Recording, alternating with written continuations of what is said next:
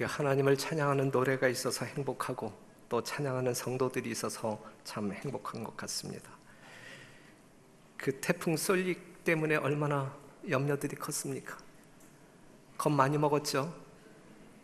혹시 이 바람이 무서워서 이 창문에 이 테이프를 붙였던 가정이 몇 가정이나 있는지 한번 손들어 보실래요? 분명히 있을 텐데 손 안 드시네.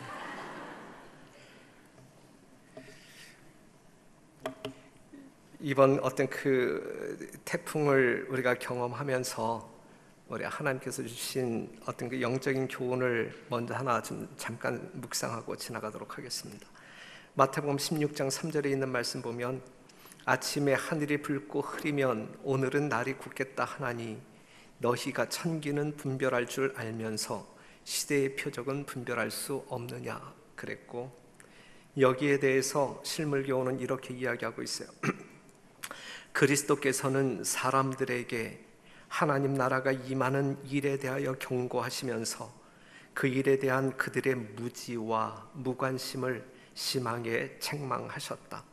날씨를 미리 알려주는 천기는 얼른 분별할 줄 알면서도 주의 사명을 명백하게 가르쳐주는 때의 징조는 분별하지 못했다 그랬거든요.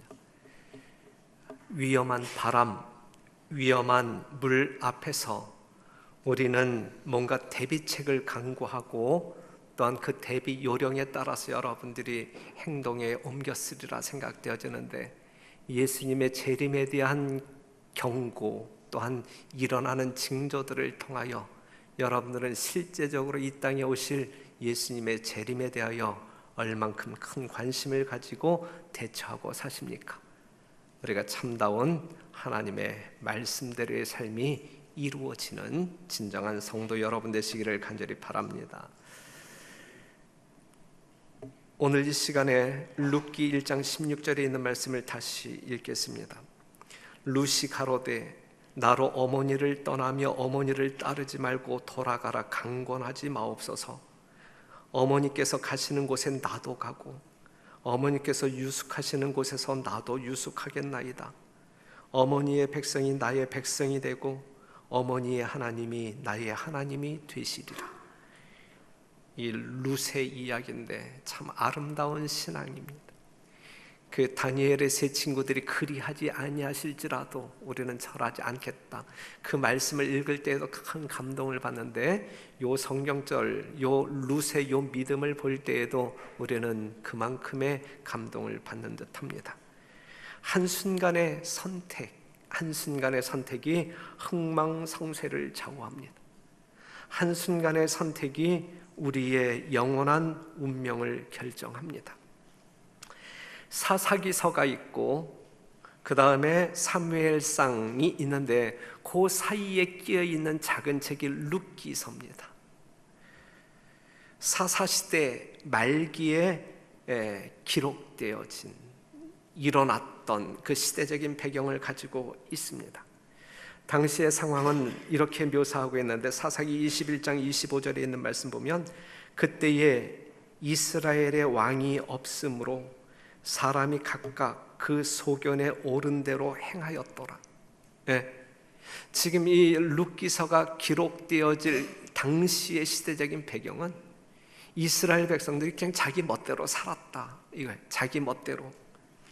이사야 53장 6절에 있는 말씀처럼 각기 제 길로 갔거늘, 이러한 멋대로의 삶을 살았던 시절입니다. 그때에 유대 땅에 흉년이 오죠. 베들레헴에 살고 있는 한 가난한 사람이 있었는데 그 이름이 엘리멜렉이라고 하는 사람. 그가 기근을 피해 살 길을 찾아갑니다. 아내 나오미와 두 아들 말론, 기럐을 데리고 이스라엘 남쪽 사해 동쪽에 있는 모압 지방으로 옮기게 되죠. 여러분들이 아시는 대로 이 모압은 모압의 시조가 누굽니까? 모압의 시조가 이 롯과 그의 큰딸 사이에서 태어난 그 사람이 모압, 그래서 모압 족속의 시조가 되잖아요. 그런데 그곳에서 엘리멜렉이 아내와 두 아들을 남겨두고 죽습니다. 두 아들이 모압 여인과 결혼하는데 말로는 오르바와 그리고 기료는 룻과 함께 이제 결혼을 하죠. 그런데 이제 모압 생활 10년이 지나면서 이 두 아들도 죽어요. 이 나오미의 이 참 삶이 너무 처절하죠. 한 집에 누구만 남아요? 과부 셋만 남아요. 세 과부만 남게 되었다. 그런데 이제 유다의 흉년이 거치고 양식이 이제 쌓인다라는 소식을 들으면서 나오미가 이 모압 땅을 떠나 고향으로 돌아갑니다. 세 과부가 유다 땅으로 가지요. 여행을 합니다. 이 모압 변경에 이르렀을 때에 나오미가 두 자부에게 권하지요. 너희는 고향으로 돌아가서 재혼해서 새 출발해서 행복하게 살아라. 나와 갈 필요 없다. 나에게는 아무런 희망이 없는데 나와 함께 유대 땅으로 가는 것 자체가 너희에게는 참 고난의 삶이 될 것이다. 그러니 나를 떠나라 라고 이야기해요. 좋은 시어머니입니까? 나오미는 그들에게 참 좋은 시어머니. 이 당시 관례에 의하면 이 자부들은 그 어머니를 모시고 살아야만 돼요. 그런데 이 시어머니는 상당히 이타적인 사랑을 가지고 있었어요.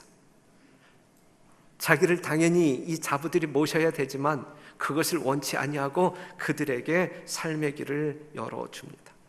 우리 교회에 출석하고 있는 모든 시어머니들은 나오미와 같은 시어머니들이죠.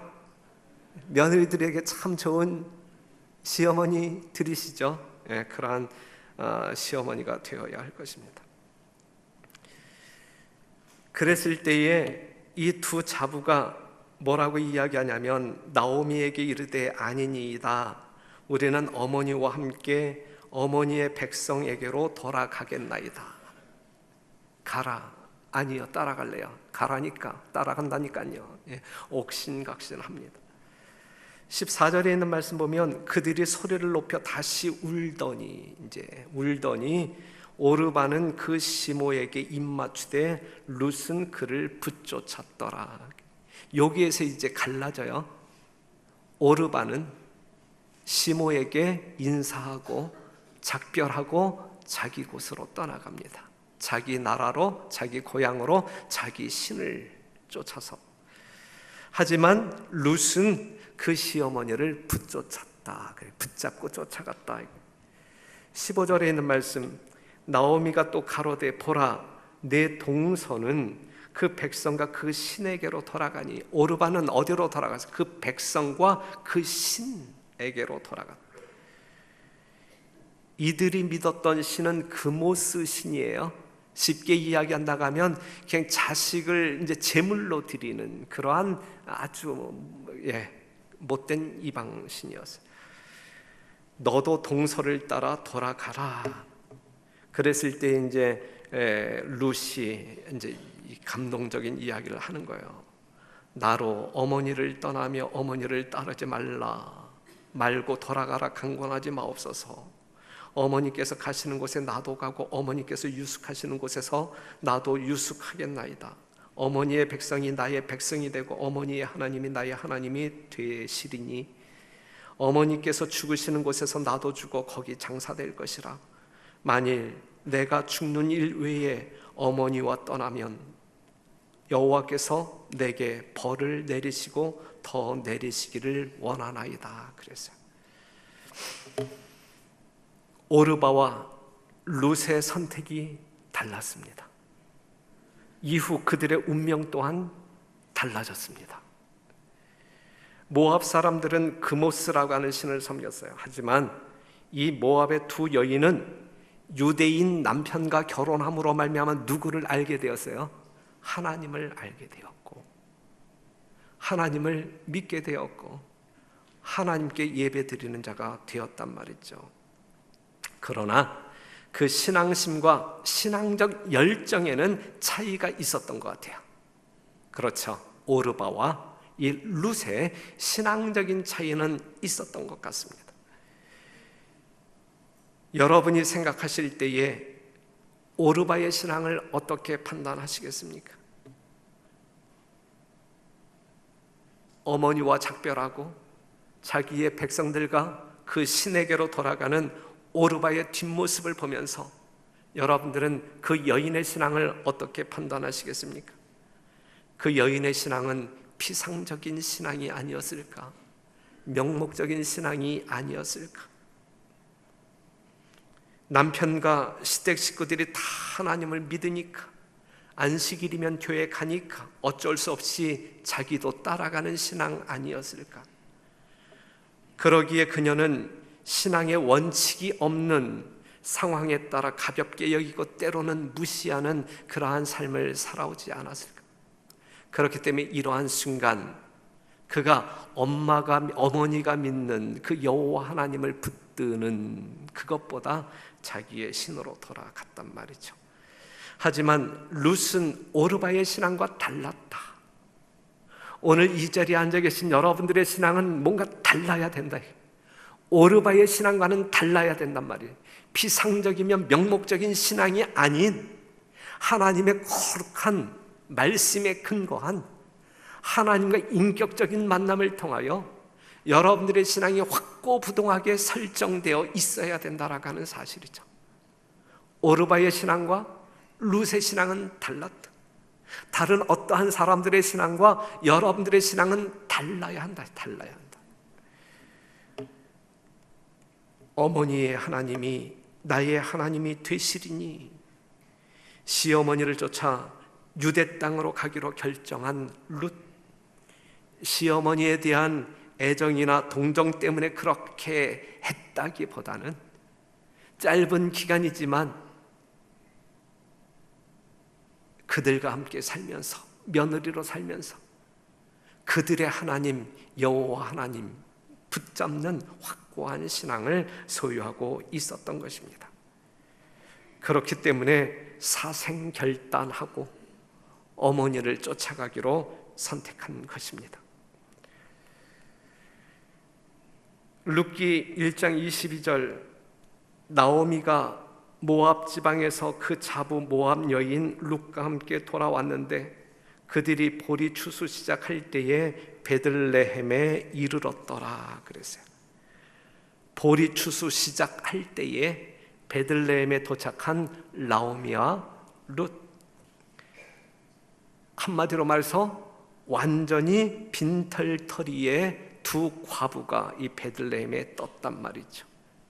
기구하기 짝이 없는 처량한 신세로 돌아왔단 말이죠. 하지만 그들은 하나님의 은혜가 있었기 때문에 소망이 있었어요. 어떠한 은혜가 있었냐면 레위기 19장, 너희 땅의 곡물을 벨 때에 너는 밭 모퉁이까지 다 거두지 말고 너의 떨어진 이삭도 줍지 말며 너의 포도원의 열매를 다 따지 말며 너의 포도원에 떨어진 열매도 줍지 말고 가난한 사람과 타국인을 위하여 버려두라. 나는 너희 하나님 여호와니라. 이 하나님 멋있는 분이잖아요. 그렇죠? 정말 가난한 사람들을 위하여 자기 백성들을 징치할 때에 정말 이러한 배려, 이러한 은혜를 베푸시는 하나님. 우리 모두가 후하고 너그럽게 살아야 한다는 말씀이에요. 하나님의 법도대로 살아야 할 우리들의 심령 가운데는 하나님의 은혜가 차곡 쌓여짐으로 말미암아 하나님이 이 세상을 향하여 은혜를 베푸실 때에 여러분들을 통하여 그 은혜가 세상 모든 사람들에게 경험되어질 수 있도록 여러분들이 그 역할을 해야 된다는 말씀이죠. 여러분들의 삶 가운데 너그럽고 은혜로움이 넘치는 아름다운 하나님의 사랑이 있게 되기를 간절히 바랍니다. 베푸는 삶입니다. 룻기 2장 2절, 모압 여인 룻이 나오미에게 이르되 나로 밭에 가게 하소서. 내가 네게 은혜를 입으면 그를 따라서 이삭을 줍겠나이다. 나오미가 그에게 이르되 내 따라 갈지어다 하매 룻이 가서 베는 자를 따라서 밭에서 이삭을 줍는데 우연히 엘리멜렉의 친족 보아스에게 속한 밭에 이르렀더라. 그래서 이것이 우연일까? 아니면 하나님의 인도하심일까? 제대로 갔어요. 여하튼 이 룻이 이삭을 줍기 위하여 밭을 찾아갔는데 제대로 찾아갔어요. 하나님이 룻의 발걸음을 인도한 것입니다. 보아스는 참 좋은 사람이었어요. 이 밭의 주인 보아스는 참 좋은 사람이었어요. 마음씨도 좋았고 인심도 좋았고 덕망이 있는 부자였습니다. 그런 사람의 밭일수록 이삭이 많았을까요? 적었을까요? 이삭이 많을 수밖에 없어요. 하나님께 순종함으로 가난한 사람을 배려하는 마음이 컸기 때문에 그 밭에서는 다른 밭에서 줍는 것보다 훨씬 더 많은 이삭을 주울 수 있었던 것입니다. 같이 한번 읽어봐요. 시작. 마침 보아스가 베들레헴에서부터 와서 베는 자들에게 이르되 여호와께서 너희와 함께 하시기를 원하노라. 그들이 대답하되 여호와께서 당신에게 복 주시기를 원하나이다. 그랬어요. 노사 관계도 상당히 좋았어요. 그렇죠? 네. 우리나라의 노사 관계, 이 개념으로 이해할 수 없는 아주 좋은 관계였어요. 우리 교회도 많은 분들이 직원들을 거느리고 사업하시는 분들 있죠? 이 보아스와 같은 이 노사 관계를 구축한다고 하면 얼마나 아름답고 더 풍성한 복을 받을 수 있을까? 그 직원들에게 나타난 이 보아스가 뭐라고 인사하지요? 그들에게 여호와께서 너희와 함께 하시기를 원하노라. 하나님의 축복을 그 노조원들을 위하여 하나님의 축복을 기원합니다. 얼마나 멋있어요? 얼마나 멋있는 사용자예요. 그렇죠? 그랬을 때에 그 직장인들은, 회사원들은 여호와께서 당신에게 복 주시기를 원하나이다. 사장님이 더 많은 복을 받아야죠. 우리보다 사장님이 더 많은 복을 받아야죠. 예. 이렇게 상호 소통, 마음이 주고받아주는 이러한 관계 얼마나 멋있습니까? 이 좋은 주인 보아스의 밭에서 이삭을 줍는 룻은 한마디로 땡 잡은 거예요. 땡 잡은. 이미 나오미와 함께 온 룻에 대한 소문을 들었지만 일꾼들을 통해 이삭을 줍고 있는 저 이방 여인 룻이라는 사실을 확인하고 그에게 더 큰 친절을 이 직원들에게 요청을 합니다. 목이 마를 때에는 우리가 준비한 물을 마음껏 먹어도 돼, 이러한 배려가 있었어요. 그렇죠? 점심 먹을 때는 야, 너 혼자 먹지 말고 우리와 함께 우리가 싸온 도시락 같이 먹자, 이러한 배려도 있었고, 다른 밭으로 가지 마, 다른 밭으로 가지 말고 그냥 이 밭에서 그냥 주워. 일꾼들에게는 이삭만 그냥 이렇게 뿌려두지 말고 그냥 단체, 이 단통째로 그냥 이렇게 두고 지나가라고 이제 이야기하잖아요. 룻이 그러한 축복을 받았어요. 얼마나 멋있어요. 그런데 이 보아스는 나오미의 남편 엘리멜렉과 가까운 친척이었다. 집으로 돌아와서 이제 시어머니에게 이 룻이 보고하죠. 20절에 있는 말씀 보면 나오미가 또 그에게 이르되 그 사람은 우리의 근족이니 우리 기업을 물을 자 중 하나이니라. 그랬어요. 기업 물을 자, 근족. 이 근족이라고 하는 말은 고엘이라고 하는 뜻인데 구속하다, 값을 주고 사다, 회복하다라고 하는. 자, 이 말씀을 본다고 하면 가까운 친족의 책임, 요 당시에 이제 토지 거래법에 의하면 희년이 되면, 우리가 땅을 팔았다 할지라도 희년이 되면 도로 되찾잖아요. 그렇죠? 그런데 가까운 친족들이 가져야 할 책임이 있는데, 첫 번째는 다른 사람에게 판 재산을 다시 사줄 책임이 있어요. 만약에 내가 땅을 팔았을 때에 우리 형님이 있다고 하면, 우리 형님이 그러한 능력이 된다고 하면 우리 형님이 나에게 땅을 되찾아줄 책임이 있단 말이에요.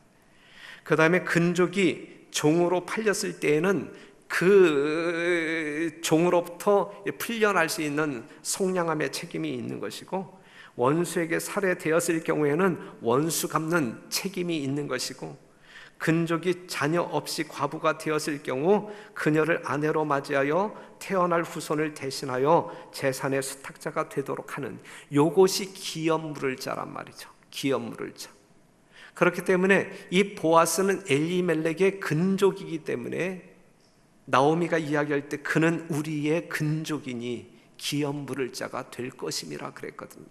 이 보아스는 이 나오미와 룻의 이제 어떤 그 가정에 대하여 책임을 져야 할 그러한 관계의 사람인 것입니다. 룻은 보리 추수 끝날 때까지 보아스의 밭에 나아가서 이삭을 주었습니다. 계속적으로 보아스의 후대를 받았고, 그런데 이제 시어머니가 이제 이러한 작전을 명령하죠. 룻기 3장 3절에 있는 말씀 보면, 그런즉 너는 목욕하고 기름을 바르고 의복을 입고 타작마당에 내려가서 그 사람이 먹고 마시기를 다 하기까지는 그에게 보이지 말고, 그가 누울 때에 너는 그 눕는 곳을 알았다가 들어가서 그 발치 이불을 들고 거기 누우라. 그가 너의 할 일을 내게 고하리라 그랬어요.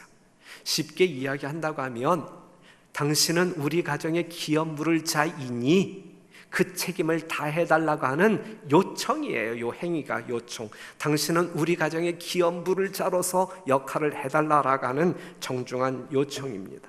룻기 3장 9절에 있는 말씀, 가로되 내가 누구뇨 대답하되 나는 당신의 시녀 루시오니 당신의 옷자락으로 시녀를 덮으소서. 당신은 우리 기업을 물을 자가 됨이니이다 그랬어요. 당신은 우리 기업을 물을 자이니까 그 책임을 다해달라라고 지금 이야기하고 있어요. 그랬을 때에 이 보아스는, 야, 나보다 더 가까운 친족이 있으니까 그 사람에게 가서 내가 한번 의논해 보겠다. 만약에 그 사람이 그 기업물을 그 역할을 하지 아니한다고 하면 그때 내가 하겠다, 이제 이렇게 약속을 하죠. 하지만 그 친족들은 거절을 합니다. 룻기 4장 6절 보게 되면, 그 기업 물을 자가 가로되 나는 내 기업에 손해가 있을까 하여 나를 위하여 물으지 못하노니 나의 물을 권리를 내가 취하라. 나는 물으지 못하겠노라. 기업 물을 책임이 있음에도 불구하고 또 이렇게 인색한 기업 물을 자가 있는 거예요. 하지만 보아스는 참 좋은 사람이었어요. 그렇기 때문에 기꺼이 이 나오미의 가족들을 위하여 기업 물을 자로 자청하여 나섭니다.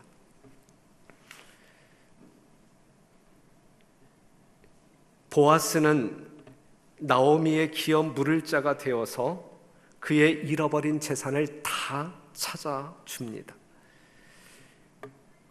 이제 오늘 이 시대를 살아가고 있는 우리들에게도 이러한 기업 물을 자가 있느냐 이거죠. 왜냐하면 우리는 모든 것을 잃어버린 사람들이기 때문에, 누군가가 우리가 잃어버린 모든 것을 찾아주지 아니하면 우리 스스로 찾을 수 없기 때문에 우리가 잃어버린 모든 것을 찾아줄 기업 물을 자가 있어야 한단 말이에요.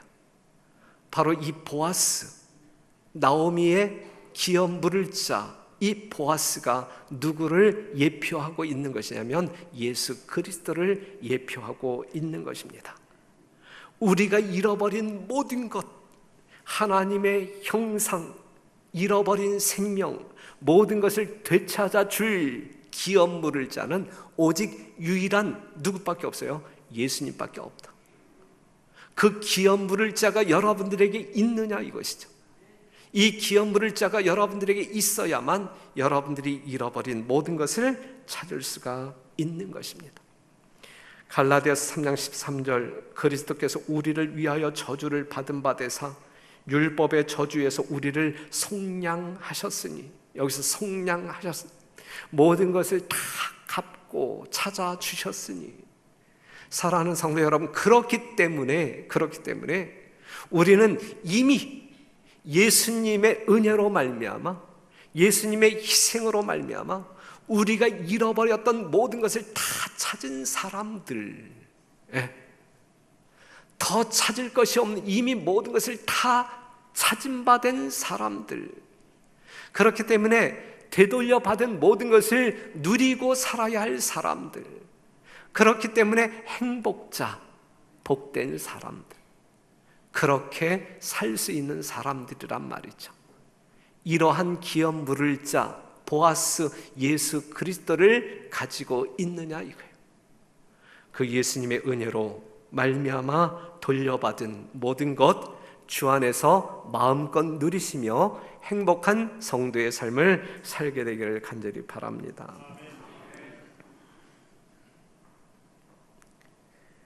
피상적인 신앙을 가지고 있다가 다시 그의 신에게로 돌아간 오르바는 무엇을 얻었느냐? 무엇을 얻었느냐? 그의 이름은 더 이상 성경에 나타나지 않아요. 시어머니를 떠난 이후 오르바의 행적은 우리가 알 길이 없어요. 우리는 추측할 수 있겠죠. 자기 백성, 자기 신에게로 돌아가서 좋은 남편 만나서 재혼했을지. 하지만 그 삶이 얼마나 행복했을까, 만족스러웠을까. 그리고 그는 영원한 생명을 포기하는, 잃어버린 그러한 인생으로 전락합니다. 그의 초기 인생은 룻보다 고생을 덜 했을 수 있어요. 하지만 그것이 얼마나 가치 있고 의미가 있는 일이냐. 그의 선택으로 인하여 틀림없이 그의 운명은 그의 섬기던 신과 함께 몰락할 수밖에 없는 운명이었던 것입니다. 룻은 어땠을까? 룻은 하나님을 선택하고 그의 백성이 되기로 결심하였기 때문에 그의 초기 인생은 힘들었을 거예요. 힘들었을 거예요. 남의 밭에 가서 보리 이삭을 주워다가 끼니를 이어가는 것이 쉬운 삶이겠어요? 그리고 동네를 거닐 때에 이방 여인에 대한 손가락질을 당하지 않았겠어요? 이러한 어려움이 있었겠죠. 고통이 있었겠죠. 얼마나 심적으로 스트레스가 있었겠어요. 하지만 그는 끝까지 믿음을 하지 않았다. 포기하지 않았다. 저버리지 않았다. 자기의 삶에 충실했고 신앙을 지켰다. 그랬을 때에 그가 경험할 수 있었던 것은 영원한 축복, 영원한 축복을 경험할 수 있었다, 이것이죠. 마태복음 1장 5절에 있는 말씀을 보게 되면 예수님의 족보가 나오잖아요. 아시는 말씀. 살모는 라합에게서 보아스를 낳고, 보아스는 룻에게서 오벳을 낳고, 오벳은 이새를 낳고, 이새는 다윗 왕을 낳으니라 그랬어요. 이방인 여자 둘이 언급되고 있어요.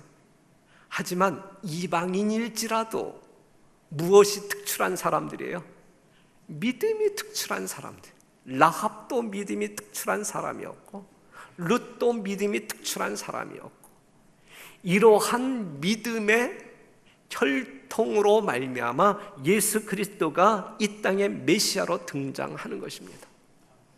사랑하는 성도 여러분, 여러분들의 믿음은 어떠합니까? 여러분들의 족보는 어디에 있어야 합니까? 한순간의 선택으로 말미암아 오르바의 운명과 룻의 운명은 결코 비교할 수 없는 그러한 결과로 나타남을 우리는 성경을 통하여 확인하면서, 그렇다고 하면 오늘 이 시대를 살아가고 있는 우리는 어떠한 선택을 통하여 누구의 삶을 경험해야 할까? 한순간의 선택의 결과는 우리의 영원한 운명을 결정짓기에 넉넉합니다. 오늘 여러분들은 어떠한 선택을 하시겠습니까? 오르바의 선택을 하시겠습니까? 아니면 룻의 선택을 하시겠습니까? 제발 피상적이면서 명목적인 신앙이 아닌 하나님의 정체를 분명히 알고 나의 정체를 분명히 알고 하나님의 약속을 믿는 가운데 실제적인 그 하나님을 만나는 경험적인 신앙을 통하여 여러분들의 믿음이 반석 위에 굳게 서게 되기를 바라고, 결코 흔들림이 없는, 그리하여 하나님의 무한한 축복을 매 순간 받아 누리는 주의 종들이 되기를 간절히 바랍니다. 우리는 저 너머에 있는 무언가를 바라볼 수 있는 믿음이 있는 사람들이고, 바라볼 수 있기 때문에 우리의 심령 가운데 소망이 있는 사람들이고, 소망이 있기 때문에 오늘의 현실이 어떠할지라도 견딜 수 있는 능력을 소유한 사람들이고, 이러한 모든 경험이 우리의 영적인 삶에 있어서 경험되어져야 할 것입니다. 히브리서 11장 24절에 있는 말씀, 믿음으로 모세는 장성하여 바로의 공주의 아들이라 칭함을 거절하고 도리어 하나님의 백성과 함께 고난받기를 잠시 죄악의 낙을 누리는 것보다 더 좋아하고 그리스도를 위하여 받는 능욕을 애굽의 모든 보화보다 더 큰 재물로 여겼으니 이는 상 주심을 바라봄이라 그랬어요. 이 성경 말씀도 상당히 감동적이에요. 그렇죠? 여러분 모두가 공감할 수 있는, 정말 우리의 심령 가운데 용기를 주는 아주 감동적인 말씀. 가끔 우리의 선택이 근시안적인 선택이 되는 경우가 있어요. 좀 더 멀리 내다보아야 하는데 지금 모세가 멀리 내다보았던 것처럼, 그리하여 오늘의 선택이 상당히 현명했던 것처럼 우리의 영적인 안목이 멀리 내다볼 수 있는 그 무언가가 있어야 합니다. 기록되어진 하나님의 말씀과 약속들의 성취와 실상을 바라볼 수 있는 믿음의 눈이 우리에게 있어야 한단 말이죠. 하나님의 말씀을 믿고 따르는 믿음이 우리에게 있어야 한단 말이죠. 하나님의 말씀에 순종하는 그 일에 우리의 전적인 인생, 여러분 인생 전부를 걸고 우리 하나님을 따라가는 신실한 주의 종들이 되기를 간절히 바랍니다. 마태복음 24장 40절, 그때에 두 사람이 밭에 있음에 하나는 데려감을 당하고 하나는 버려둠을 당할 것이요 두 여자가 매를 갈고 있음에 하나는 데려감을 당하고 하나는 버려둠을 당할 것이니라. 그냥 옛날에 우리를 혼란케 만들었던 휴거가 아니고, 그냥 여러분들이 영적으로 온전하게 이해한다고 하면 두 사람이 함께 있지만 그 중에 한 사람은 구원받고 한 사람은 구원 못 받는다 이거예요. 그렇죠? 그냥 난 구원받을 무리에 속할 사람이냐 아니면 이 땅에 남겨질 사람이냐, 나는 오늘 어떻게 살아야 어떠한 운명에 처해야 할 사람이냐, 이것을 결정하라 이것이죠. 룻이 보아스를 만나 보아스의 은혜를 경험했을 때는 언제였어요? 추수 때였어요. 추수 때. 우리에게 추수기는 세상 끝, 바로 지금이 추수 때죠. 영적으로 이야기할 때. 예? 성경적인 시간적인 예언에 근거하여 우리의 삶을 대입시킨다고 하면 바로 지금이 세상 끝 추수의 때. 그런데 룻이 구속자, 기업 물을 자 보아스를 만나서 그 은혜를 경험한 때가 언제? 추수 때였다. 추수 때. 사랑하는 성도 여러분, 이 세상 마지막 추수 때 살고 있는 우리들이 정말 기업 물을 자 예수 그리스도의 넉넉한 은혜를 체험해야 할 때, 그때가 지금이 아닌가 생각되어집니다.